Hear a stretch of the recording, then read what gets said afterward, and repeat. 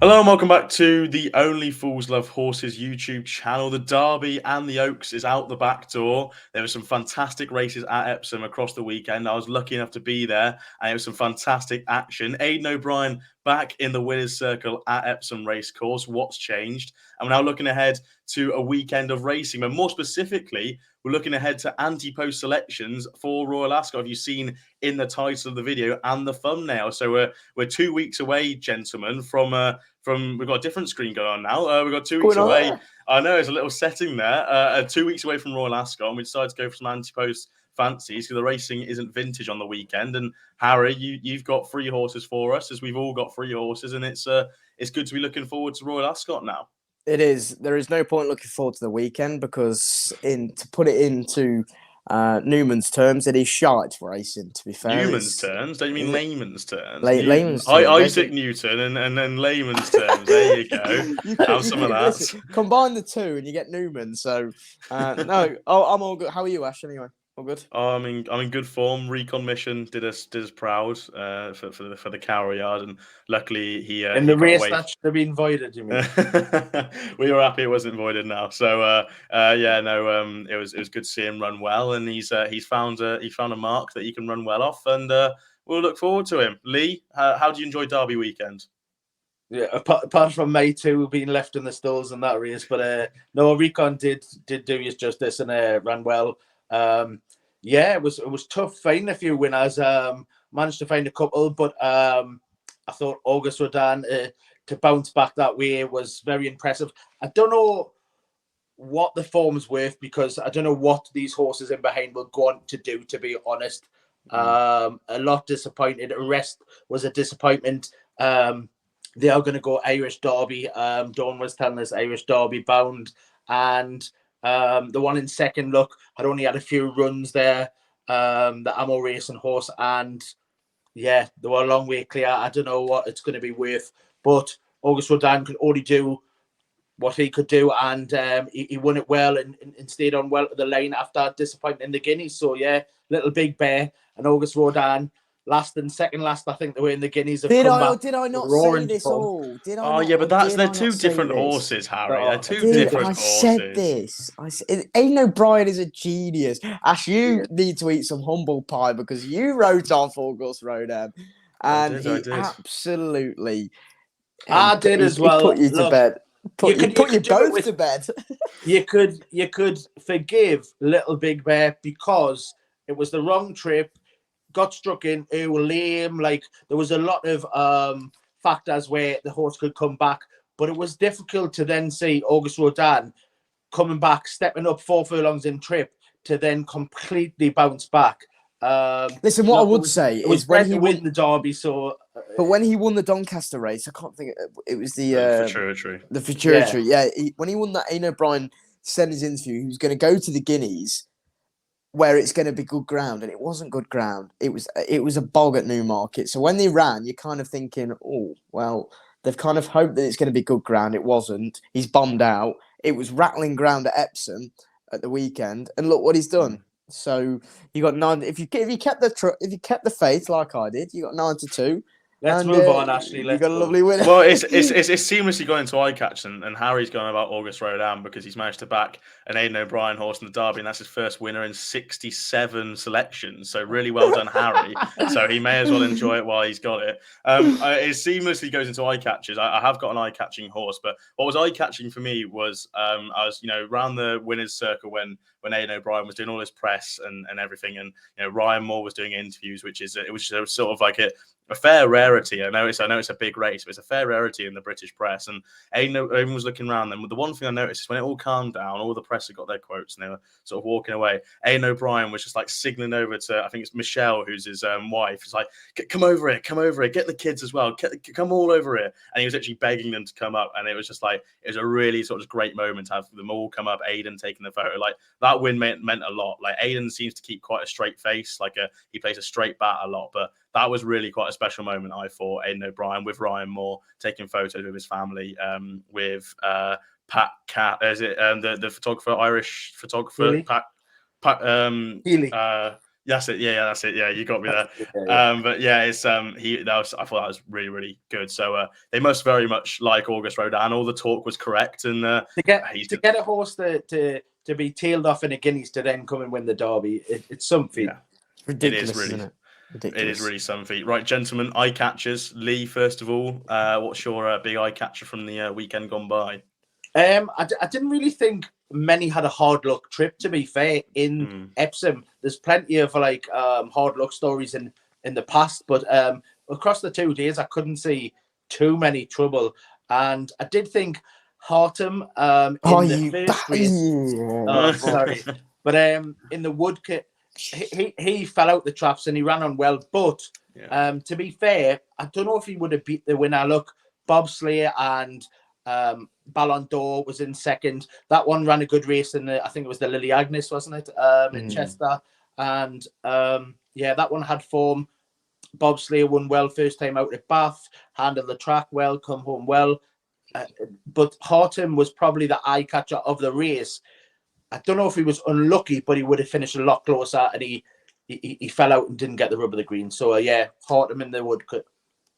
It seems like Harry agrees with that, and I also agree with that. And I sort of bring it across in when Lossiemouth got absolutely stopped at Dublin Racing Festival, and then she had to come 5 way around, and she didn't stay on behind Gala Marceau, but it was like obvious she should have won. And people were like, no, she wasn't good enough.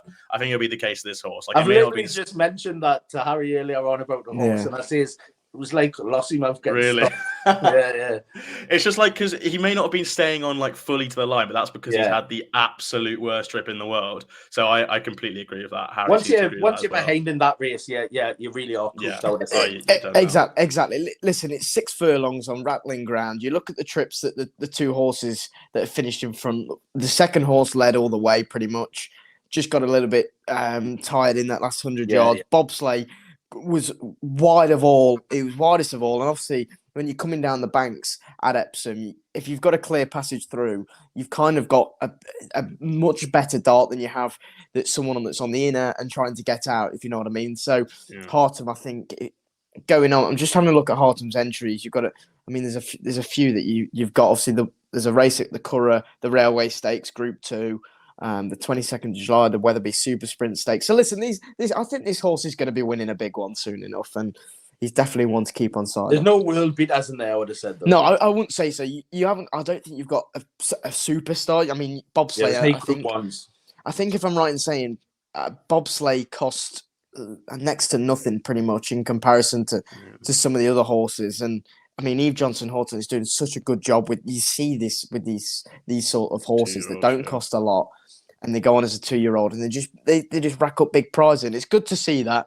But I would stick on side with Hartum. I think that horse will be going better places. You'd be slightly interested by Hartum for that super sprint. The Hannons have a fantastic record in that race, and they seem to target. Well, he does seem to target every year. Is that your only eye catcher, Harry, or shall I move on to mine?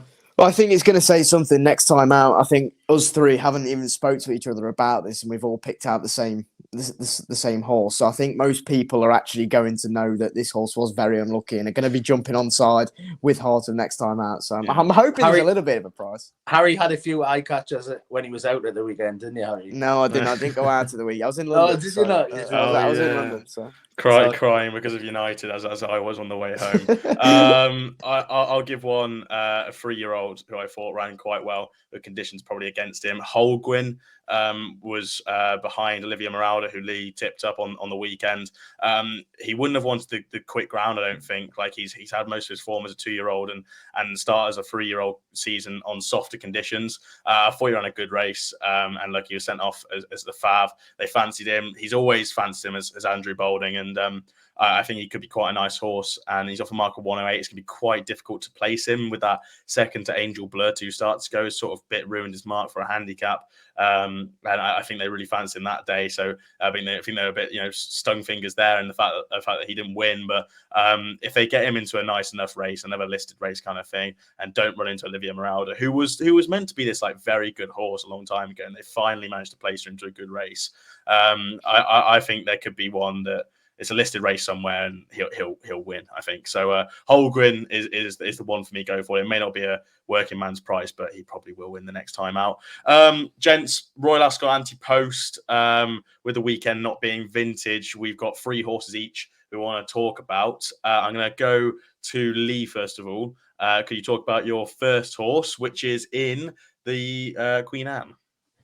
Yeah, I've took a couple of the bigger prices. There's obvious ones throughout the week who are short, but everybody kind of knows about them ones. So I took Lucille in the Queen Anne over the mile. The horse won over 7 furlongs, then won a Group 2 July Stakes over 6, had won the Group 2 Gym Crack.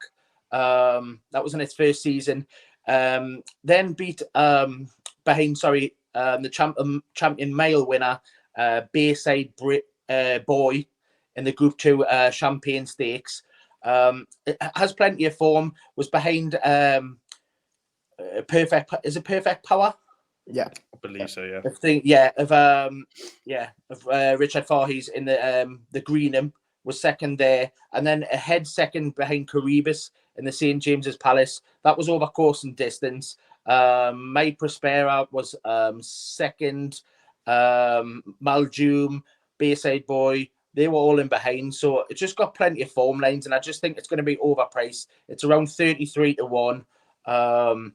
It was actually third in the Group 1, Jean Pratt, I think it is called, but it was behind Tenebrism and Light Infantry, who's come out and showed the form well this season, I would have said as well, and was only beaten a length behind Chindit over the mile at Ascot, first time up this season. It was staying on well, it was a bit outpaced, and that was only beaten a length, and then it went to the Lockinge and was beaten 6 lengths.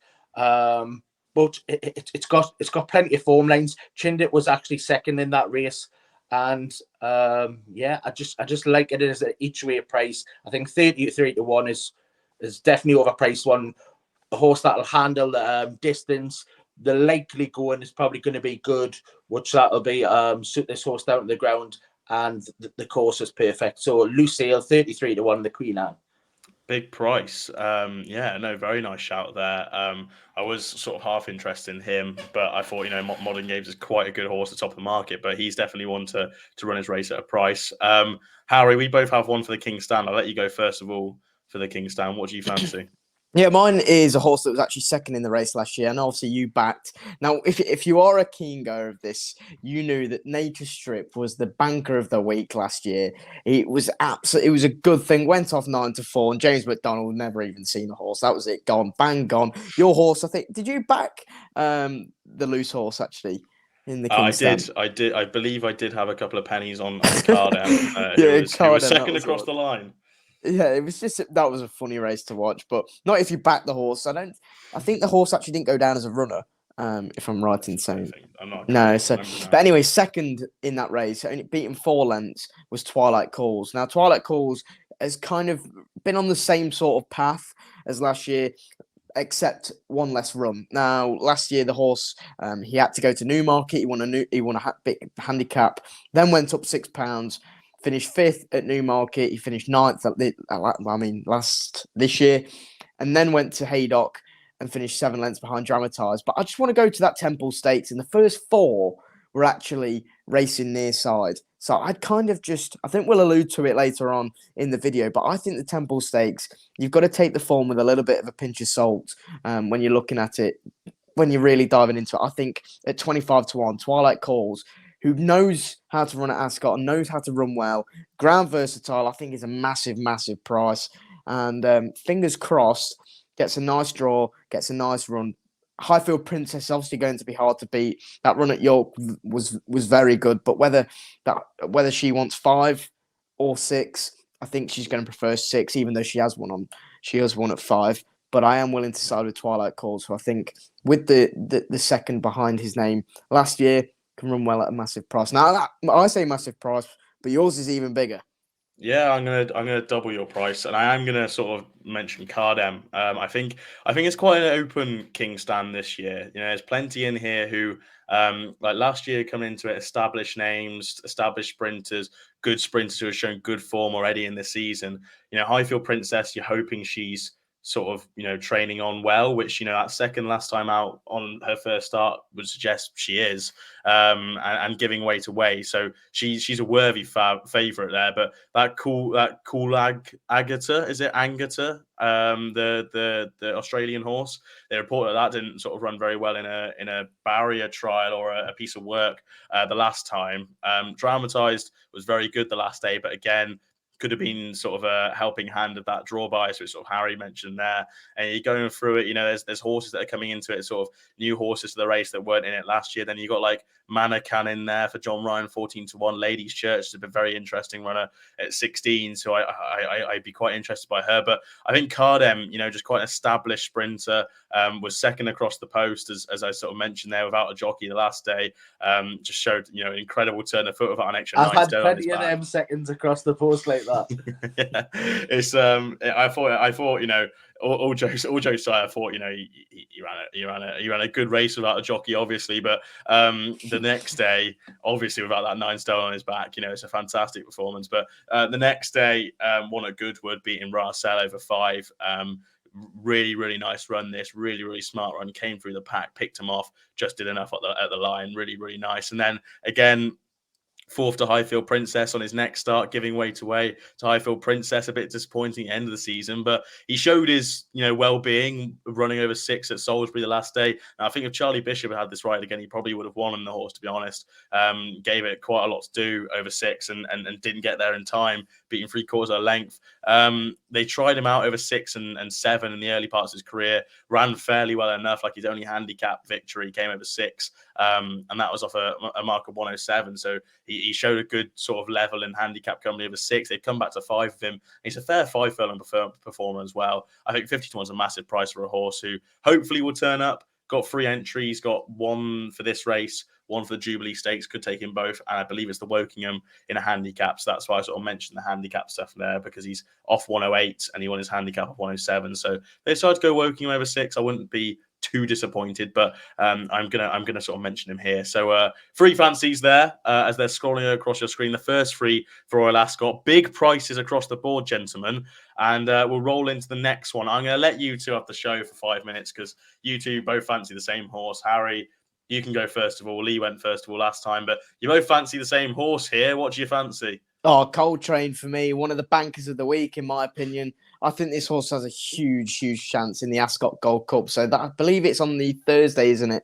The Gold Cup. Obviously, Stradivarius has made the race. Well, it's just a procession really in recent years. But now there's a new kid on the block, and that just the run last time out took me by surprise, and I was just so impressed with the way Oshie Murphy really got this horse travelling. Was held up in rear, seemed to just get better and better as the race going on. And obviously, this extended trip, 2.5 miles. These horses are going to be found out if you can't stay the trip. And I just think Coltrane was only getting better and better. And obviously, he won at Doncaster, beating Trushan, who seemingly hasn't trained on. I mean, there's rumours of that horse going hurdling now, and it's always the Fergal O'Brien joke saying, "I'd look good over a hurdle." Don't say it. Yeah, but I mean, you just look at the race, the horses in back. Eldar Eldarov, I mean, was second in a Group 2 to Giavoletto. Got tonked by Coltrane in the race at Ascot, where Trushan obviously won. Coltrane was second. Haskoy, I mean, she's very good. But then again, she has to step up, I think, and she has to prove she's going to. It's a bigger distance as well. You've got to think she won over a mile and 2, mile and a half last time. Then she's got to step up another mile. That's a lot for a horse to do, in my opinion.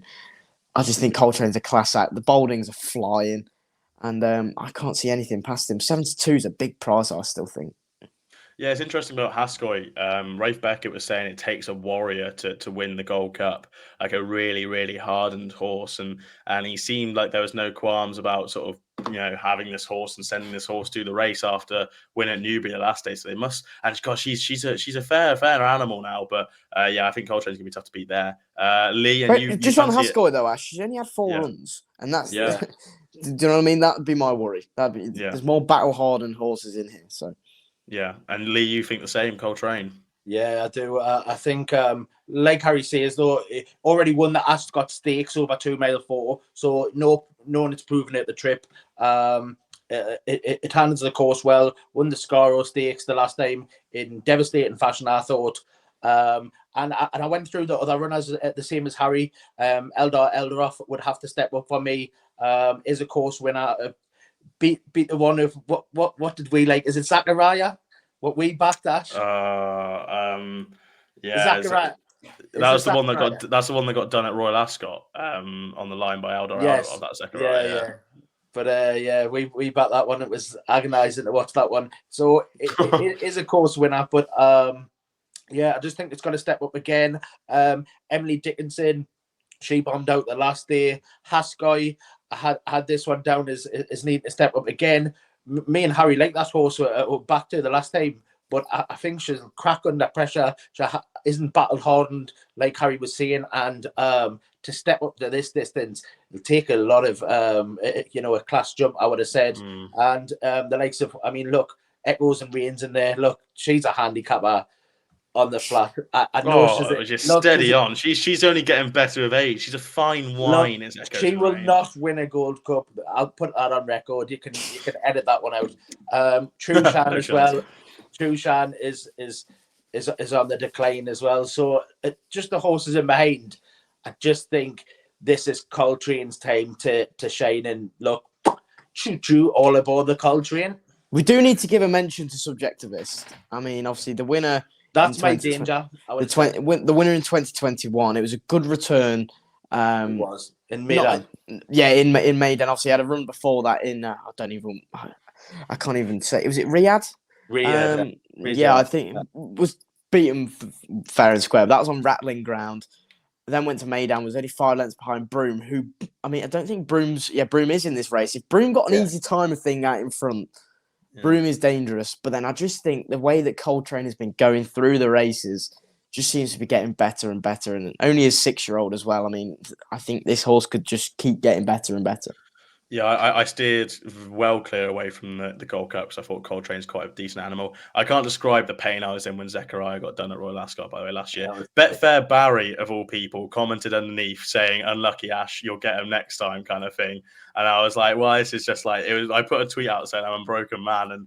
And there's actually a brilliant photo, if I'm right in saying, of you with your head in your hands, with your top hat. It was a 20-1 nap of, I'm fairly sure, the festival, if not the day. And I was actually, weirdest situation in the world. I spotted Ben Pauling, who I recently spoken to. I was like, oh, Ben, you're right. Apparently that's their big National Hunt trainers day out at Royal Ascot, is the Gold Cup day. Or no, whenever the Zechariah ran. And I was like, "You're right, Ben, how are you?" And then we were watching the race, and I went, "Oh, I've got it, Ben, I've got it." Massive high five with Ben. I was like, "Yeah, come on." Walking around, going clapping, I just hear, first, Eldar. I was like, "Oh my God, this is absolutely awesome." It went 4 or 5 lengths clear at the furlong pole. I thought, yeah. I'm home. I cannot believe it got beaten. Anyway, that horse has caused me too much pain. I'm going to the King Edward's Stakes. I like one here. Aidan O'Brien's hopeful runner, Bertinelli. If anyone watched the video we did after Newbury Lockinge Day, I waxed lyrical about this horse. I thought he was a very, very good winner of the London Gold Cup. That form usually turns out to be very, very good form. And I thought he's great. He's a big, big horse now, and he'll only get better with time. He's just like Aidan O'Brien said, he's just like his dad in Justify. He'll get better in time. They're stepping up to 1 mile 4. That's second to Older.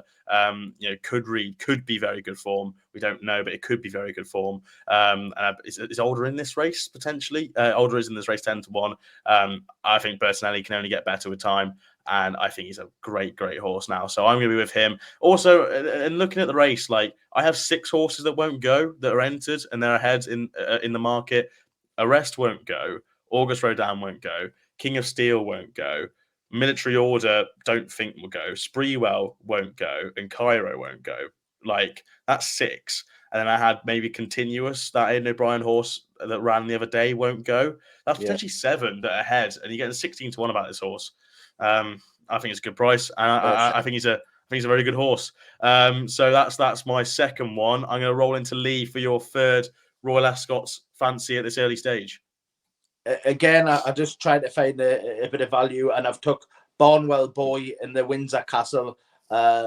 Could have the potential to go at Coventry. The last day it won at Goodwood.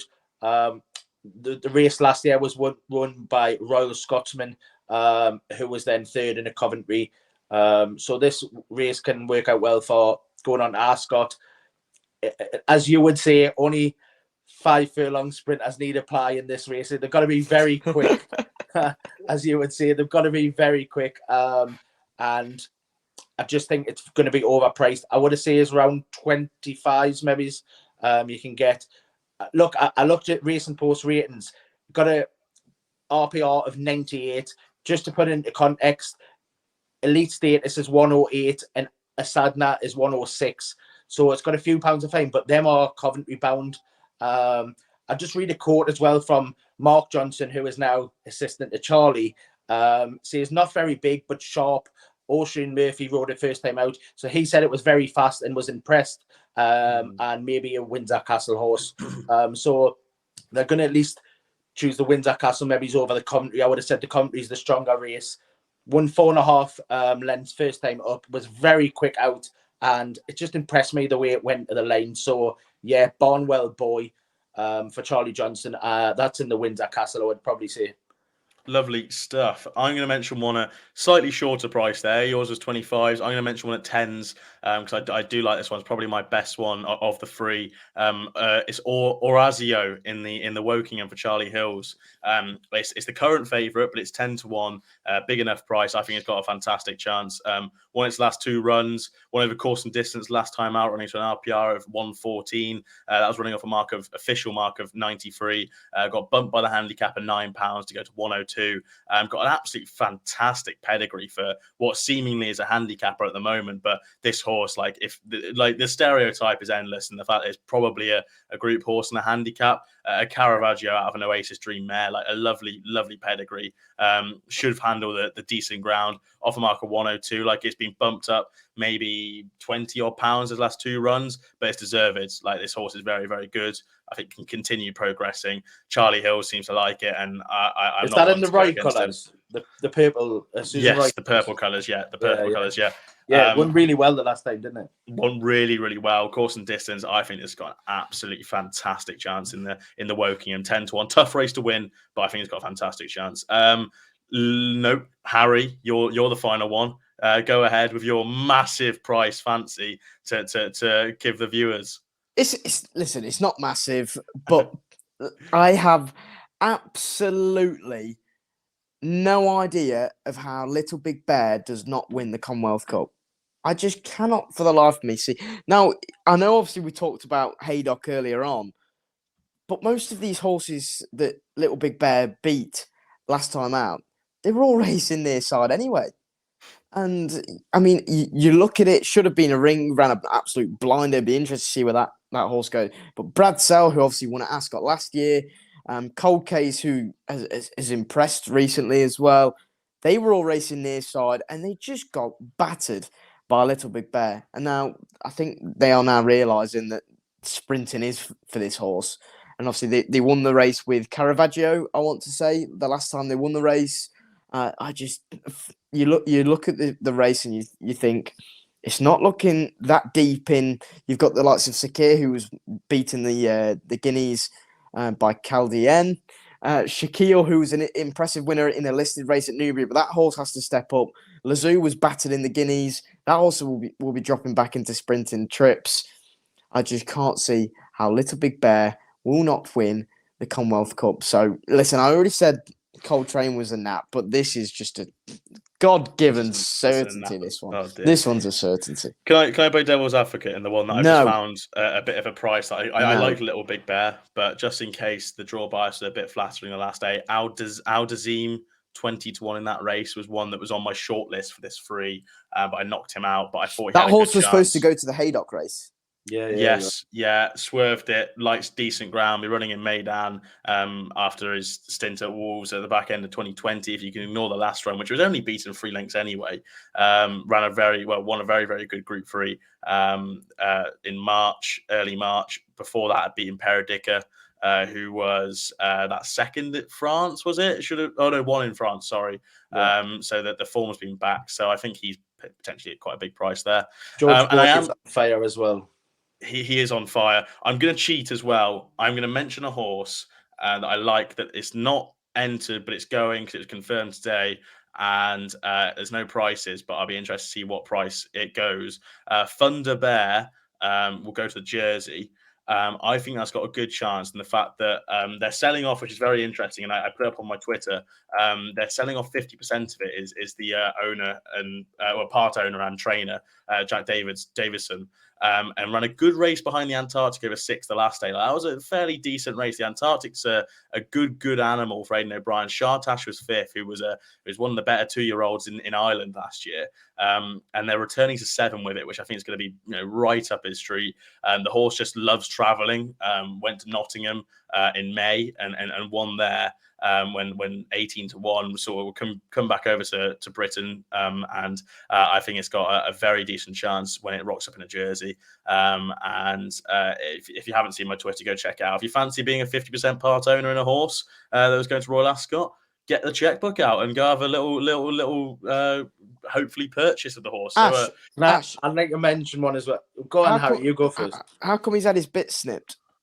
They just decided to do it. I think I wouldn't know too much now, but I think it's I don't think they've got any issue with it. It's obviously had some improvement out of the horse. I was going to say that. I mean, to finish a length behind the Antarctic, that's pretty good. It's pretty good form compared to what the horse has been showing. The Antarctic won a Group 1 or was second in Group 1 behind Blackbeard. Am I right in saying? I think a few times as well. Yeah, I think it's fantastic form, and it's going to take a real good one to beat him in a jersey, I reckon. Lee, go on. I just want to mention, I do still think American Rascal is a good price at 11-4. Oh my God! And look, for Norfolk, isn't it? Norfolk bound, I would have said. Okay. But I just think Wesley will not have a winner. He will not. That's a clip. That's a clip if I've ever heard it. Look, the horse actually ran in a. They go to this meeting in April at Keeneland with their best horses. Lady Aurelia. Look what happened last year. Look what happened last year. Let me finish. They went to this race at Keeneland, right? It won by 10.5 lengths over 4.5. It was straight out the traps. It's going to be a lot different conditions coming over here. But they send the best horses, and a Lady Aurelia in the same colours for the same connections ran at the same meeting as American Rascal did, and then went on and won. Was the Queen Mary? I think she won at Royal Ascot. Wesley Ward will have a winner. He won't have a winner. We'll have a match bet if you want. Listen, we can have a match bet because Wesley Ward always comes over and he says, "Do you know what? I've got the strongest team I've ever sent to Ascot." And he normally has a winner, to be fair. Well, he didn't. Did he? I don't think he had one last year. He didn't have last year, I don't think, but he's had plenty. And look, these are like whippets. They're straight out the traps. And I think obviously Harry's got that insider information about Wesley Ward's yard. That's why he's so confident. Insider information, obviously. Look, I spoke to Wesley and he said JSI. Oh my goodness me! Well, that's a clip waiting this to happen. This channel honestly gets more controversial by the second. And it's all from you. It's incredible as well. Who's had multiple winners will not have a winner, but he won't have. We'll have a match bet. I'm cutting you both off because we have got to move on to the weekend. There are 3 races we want to talk about. We're going to fly through them, gentlemen. We've spent good enough time there in Royal Ascot. So it's Haydock action on the weekend. The listed Achilles Stakes opens the day. Equilateral 6-1 favourite. Piggott is still in there, 13-2 after his win over in France. May not go for George Bowie. Regional 7s. Dropped up his Callum Rodriguez. Nymphadora 8-1. Missed the dash when Sheen Murphy was dropped up for a while. Prince of Philo 9, as well as Russell. Bigger price than the rest. Just me and Lee with fancies. Lee and we like the same horse. Go ahead. Yeah, Equilateral, I think, is a good price at 6-1. There's plenty of firms got 7-2 about the horse. So Yeah. if you can get the 6-1, take it, I would have said. Beaten behind Dramatized the last time in a Group 2, the Temple Stakes. This is a listed race, dropping down in class. Have been running group races over in Maidan, and I just think it's a notch above some of these. Peredica ran in France the other day, probably still be on the boat coming home, I would imagine. And that one probably won't go. I would say Rossell would have to bounce back, but could do so. But I just think Equilateral for Charlie Hills, who's in form, yeah, take that one 6-1. Yeah, same for me. 6-1's a great price, I think, and Yeah. just a very, very good horse in this lineup. So I think he'll take a lot of beating. 6-1, Equilateral. I'm keeping Harry We've got quiet. prices. We've got prices, gents. We've got prices for the Leicester Piggott. We've got them. Fantastic news. We've got I'm them. going to quickly load up the Racing Post then if we've got prices. That's absolutely Give us a run through. brilliant. Time Lock is favourite, 4-1. Eternal Pearl at 9-2 for James Doyle and Charlie Appleby. Already jocked up. Mimikyu, Frankie Dettori and John and Thady Gosden has absolutely no chance. Madara for David Egan and Roger Varian, 5-1. Well, 2 out of 3 is not bad. I think Harry's had a bit too much sugar tonight. Have you had a Vimto, Harry? He's had a No, bit I too just much finished pop my- tonight. I just finished my coffee. Harry, if you could just Mum calm and Dad will be down sitting thinking, what the hell if is you this? could No, just it's calm crazy. down and say your fancy for this race, Harry, I'll let you speak. I have got no chance of pronouncing this horse. Absolute. Ash, I'll let you do it for me. What is it? The Peripatetica. That's worse than me. Peripatetica. That's fine. Peripatetic. Peripatetic. Yeah, For Roger Varian. I wish Ralph would stop barking. you Peripatetic. set them off. I know, yeah. Yeah. This horse, I think, has a lot. Obviously, got 3 3/4 of a length to make up with Eternal Pearl. I think actually they get the same weight allowance, so the horse is getting £3 off Eternal Pearl again. It wasn't actually a bad run behind Creative Flair at Newmarket in the it's in the Group 3. But you look at the horses that were in there. I mean, I think Via Sistina came out 2 runs after and absolutely bolted up. So I think the form is definitely there for Creative Flair and Peripatetic, but I would be taking the latter to reverse the form. I just think she's getting better and better. And 10-1 that we've just got on the prices there. I think that's a big price. So I'm siding with Peripatetic. And you like the one that it's got the form with, don't you, Lee? Yeah, Eternal Pearl, I think, already has the beating of Peripatetic and Poptronic as well. So had already beaten them. Didn't handle the going when behind Emily Upjohn at Ascot in the Group 1. You can put a line through that. Problem is Charlie Appleby not having the best time of it form wise.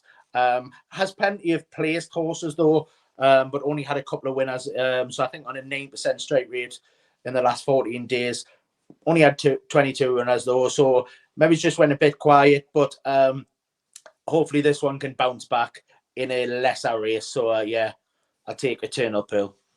Yeah, I've actually just gone on to William Hill and placed my bet on this horse. I quite like Madara in this, the 5-1 about that. I was half interested by this horse for a race at Royal Ascot when I was going through this the studying here to try to find one for Royal Ascot because he's entered for the Hardwick. I thought that could have been quite interesting at 16-1. They may take him both, you don't know, and it could be quite short, could go shorter for the Hardwick, but I think they must think quite a lot of this horse. Jack Mitchell's rode on his last 2 runs. David Egan hops on now, having ridden her, on first start when 4th to Parapori. I think it's got a very, very good chance here. Ran a very good race at Kempton, absolutely just like blew them out of the water at Kempton, and comes into here. A very progressive horse. Don't know where the ceiling is, but a Dabawi filly, lovely pedigree for me. Decent ground, should be fine. And I'll be with her at 5-1. Thank you very much, Harry, for doing the prices on that race. I'll take over from here because I feel like you might just absolutely blow the roof off your house. I might implode. You might implode, and wouldn't that be an awful shame? I'll go for the price then for the final race, the John O'Gaunt Stakes, the Group 3. Aldari 7-4, topping the market. Angel Blur 11-2, El Caballo sixes. Jumbie, the same price, as is the astrologist from Australia eyeing up Royal Ascot. They said they were going to go straight to Royal Ascot, but they're taking a prep run here. Bit of an interesting choice. I'll go over to you, Harry. What do you fancy for this? Look, Aldari's are there at the top of the market, but I mean, I just can't have that. I just can't have the horse. We mentioned off camera, Ash, and the horse's record on good to firm, good ground is awful. It's pretty poor. Yeah. You look at it, ran twice at Ascot, fifth, and then went to York on the step up to a mile and seventh. Now, and obviously this is over 7 furlongs, so it's a little bit different. But I'd rather just take the course and distance winner last time, Angel Blue, who was your nap on that Saturday. Got me out of a lot of trouble, to be fair to you, and it was a good performance. So I thought I had to give a lot of weight away. So I think you can upgrade the performance even more. Alma Beer, who was off to third that day, was then, I want to say that wasn't Alma Beer. I think it was, I can't think. There was a horse who came second. That was it, Holguin, who was second to Olivia Maralda. We mentioned an eye catcher. Yeah. So I just think that it was a really good performance. Kind of missed the kick as well. And I thought you can upgrade it. El Caballo has it all to do, in my opinion. The last 2 runs have been horrific. One was on good to firm ground, one was on heavy ground. I know there's someone at the bottom of my screen who's definitely going to basically try and shut me up. The danger, I'd say, is Jumbie. Now, Jumbie is a horse that I can't get right, but when I back the horse, he goes in. And every time I don't back it, I've got a weird record. You know how sometimes you back a horse and it loses and you don't. So back just to it, confirm, you're not backing him this weekend. I'm not backing him. So I'm hoping that does the trick. We'll get stuck into this. Yes. But Angel Blue, listen, has to perform on the better ground that it's likely to be. But I think it was a good winner last time over course and distance, and I'm happy to take the 11-4. Yeah, I'm not surprised about the Aldari sort of like the lack of good to firmness in the sort of like performing well, because like last 3 runs on good to firm just hasn't really got anywhere near the frame. By territories out of a Mary won her last 2 runs on soft grounds. Did win on good as well. Like it wouldn't be screaming good to firm ground kind of thing. And it looks like it's going to be good to firm. I can't have this horse at 7-4. Like I'm more than prepared to have egg on my face by the time we reconvene next week. But I can't have the horse. Unfortunately for you, Harry, I can't have Angel Blur for pretty much the same reasons. Believe wants softer conditions, then probably will get a Haydock. That is why I'm with Jumbie. Proper good ground horse, and even better now. It's actually just come in, Harry, from 7s to 6s. They obviously are listening at those bookmakers, and when they heard that you're not on, they just trimmed it in a point there. And when they hear that I'm on, they're going to push it back out to 14-1. But are they listening into this? Because they're always listening. They're always listening. But no, I think decent form. That 5th behind Garrus, of 7 runners doesn't read well initially, but it was only 3 lengths beaten. Again, only 3 lengths beaten by Pogo at Newmarket in the Group 2, the Challenge Stakes. And Sacred was in there when on obviously a going day. Purple Pay was in behind. Oscula was in behind. I think just got a very, very good form on decent ground. Decent ground. That was a big one there. And yeah, I like Jumbie here. But Lee, you like one at 6-1 that Harry has already put you in the bin slightly. So get yourself back out, dust yourself off, and tell Harry where to go. Well, my danger is Jumbie. I do like that horse, but I think El Cabello can bounce back, to be fair. Won a Group 2 over the course, dropping down into a Group 3. The last day it was heavy going, first time out. You can scrap that run. And just at the back end of last season, I'd forgive that too. I can forgive a horse 1 run normally. 2's a stretch. If it doesn't perform here, it's definitely on the bad list. Johnny Janine's probably already scrapped it and put it in the bin, but I'll forgive it just because it was first time up on heavy ground last time. Once better ground, which it'll get you. Plenty of sun about. Dropping down into a Group 3 from the Group 2, and a course winner, El Cabello. Lovely stuff, gentlemen. We'll go on to naps or anything else. Nap of. Do you know what? I'll open this up. We've mentioned 6 horses, 3 for Royal Ascot, 3 for the weekend. You can have 1 nap, just the 1, but you have to pick a horse that you've mentioned. So it can be Royal Ascot or it can be for this weekend. Coltrane, I'll take before he gets in. There we go. I can't take his now, can I? Nope. I can't take it. It's tough one. I'll go one the weekend, one at Ascot. Then. All So right, okay. Coltrane, I do think is a strong bet, and I'll take Equilateral. I think we're on a good price there. 6-1. I think it's a good price for the weekend. I'm with you on Equilateral. I don't care about the rules. I'm napping Equilateral for this weekend. And Royal Ascot will be Orazio, as I said, probably best one in the Wokingham, 10-1. Harry. So you two can nap a horse at the same day. We can do at what we Haydock, want. but I can't. But Yeah, I can't. unfortunately, Harry, that's how it goes. I've took both your naps, to be fair. Yeah. Right. Well, I'll go. Listen, if you want to win out, I think Little Big Bear. I can't see anything past that. He won't be 15-8 on the day. So I want a little bit of value. You've probably got some there, but I do think Angel Blue will win on Saturday as well. I really do. Lovely stuff, gentlemen. Thank you very much. We've wrapped this up beautifully in 47 minutes on my screen, but it might just be a touch shorter on the YouTube now. And we're coming to an end. Thank you very much for watching. We've got Royal Ascot ante-post done there, the weekend preview done. We're back next week to preview whatever's going on the weekend. Now it's just a bit of a blur until we've got competitions coming up. So stay tuned. We're gonna maybe announce it at the weekend on the Saturday live, 10:30 a.m. on Saturday, but we'll maybe announce it next week, if not on the video. But we've got plenty of competitions coming up and plenty of different stuffs, extra preview shows for Royal Ascot and stuff like that. So yeah, stay tuned for the competition. This one's a big one as well. This one is probably the biggest. This one's probably the biggest comp that we've ever done. It's pretty mad. So, yeah, looking forward to it. And, as Lee said, we're sort of building up to Royal Ascot now. It's all a bit of a blur until then, but we'll make sure to get some stuff out. There'll be a preview on Saturday, 10:30 a.m., where we'll have the full prices for all the ITV racing, all the handicaps, and we'll have fancies for all of the races. So make sure to tune in there, 10:30 a.m. Saturday morning over on our Twitters. While you're there, drop us a follow if you haven't already. Subscribe to the channel. We keep growing. Like the video. Smash the like button on this video. We haven't had many likes in the last month, so I want to get 50 or above. Let's go for it. So let's aim for 50. Anything more is a bonus. And if you did enjoy, please do like, subscribe. If you're having a bet, please do gamble responsibly. And we'll see you very, very soon. Looking ahead to next week. Thank you very much.